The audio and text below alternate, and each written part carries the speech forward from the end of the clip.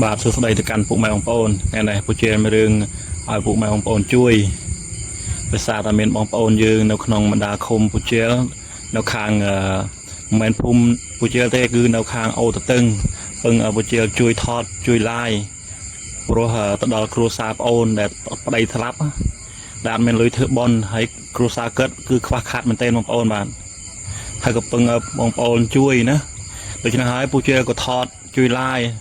ដើម្បីឲ្យមានសប្បុរសជនគិតជួយទៅដល់បងប្អូនស្រីដល់គ្រួសារសពដែលគិតខ្វះខាតបងប្អូនបាទគឺទៅពុកម៉ែបងប្អូនជួយម្នាក់បន្តិចហើយនឹងជួយ like ជួយ share វីដេអូនេះដើម្បីទៅដល់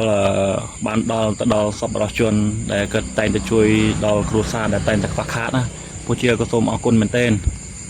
ស្រីបានសួរប្រុសហើយគ្រួសារគិតខ្វះខាតណាបងប្អូនបាទដោយបងប្អូនឃើញស្រាប់ហើយផ្ទះនេះហើយក៏ពូជាក៏មកនេះគឺក៏មានបងប្អូនយើងដែលកើតនៅក្នុងភូមិអូតឹងផ្សេងនេះគាត់ប្រាប់ថាគ្រួសារបងប្អូនរបស់បងប្អូនគឺខ្វះខាតមែនតើពូជាបើសិនជាបងប្អូនត្រូវការជួយគាត់ណាពឹងឲ្យពូជានឹងដាក់ខ្ញុំអរកូននៅក្រោមវីដេអូហ្នឹងបងប្អូនបាទតិចតួចទៅបងប្អូនជួយទិនក្រែលំបាកគឺថាបងប្អូនជួយ like ជួយ share វីដេអូនេះឲ្យពូជាដាក់មួយផងណាដើម្បីឲ្យបានទៅដល់សប្បុរសជនដែលគាត់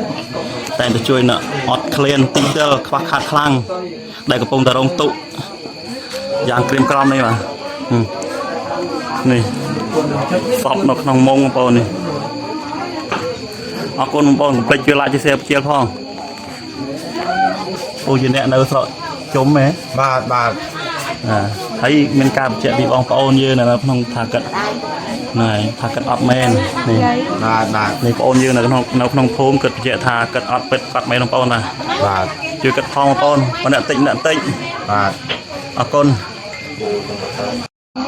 អូទេមានអុយទេ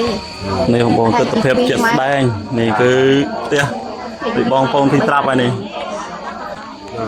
ពូជាក៏មិនដឹងថាមែនអីដែរតែបញ្ជាក់ពីការបងប្អូនយើងនៅក្នុងភូមិគាត់បញ្ជាក់ថាគាត់អត់មែនណាអត់មែនអេទីផ្ទះគាត់